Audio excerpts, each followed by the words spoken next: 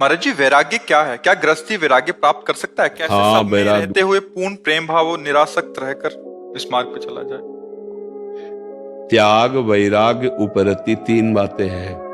त्याग कहते हैं हमारी लालसाएं भोगने की, पर ऐसा शास्त्र कहते हैं कि ना भोगे तो हम उसे छोड़ दिए।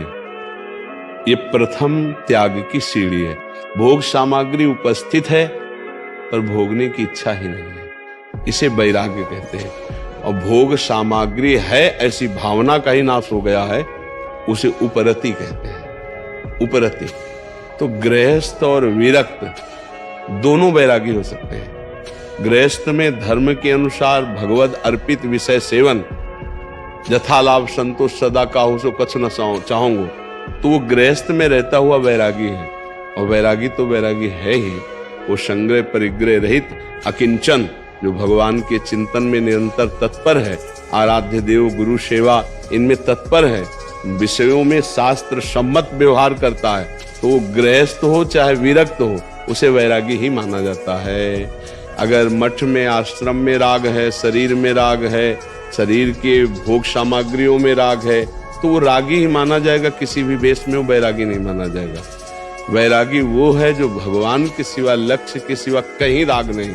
वो गृहस्थ भी हो सकता है। बहुत ऐसे महान गृहस्थ हुए जो आप भक्तमाल में चरित्र पढ़ सकते हैं कि गृहस्थ पति पत्नी पुत्र आदि से युक्त होते हुए भी ममता रहित, वैराग्य युक्त और भगवत अनुराग की बड़ी ऊंचाई पर पाए गए हैं। तो समझ पा रहे हैं आप, वैराग्य का केवल इतना ही तात्पर्य नहीं है, कपड़े का परिवर्तन ही केवल वैराग्य नहीं है, उद्देश्य का परिवर्तन वैराग्य है। अगर उद्देश्य नहीं बदला तो कपड़ा परिवर्तन से सद्गति होने वाली नहीं। हाँ, हमारे लोगों को आचार्य परंपरा से वैराग्य मार्ग में अलग अलग वेश दिए गए हैं, लेकिन सबका उद्देश्य भगवत प्राप्ति और संसार का त्याग है। अगर ये नहीं है तो फिर कपड़े मात्र के परिवर्तन से भगवान की प्राप्ति नहीं है। तो कपड़ा मानो गृहस्थी का आप पहने हो, वो अंदर से भगवान के प्रति प्रेम है तो आप संत हैं। तो संत का उद्देश्य होता है, स्वभाव होता है, स्थिति होती है, वो गृहस्थी में भी धारण कर सकता है, पर है बहुत कठिन।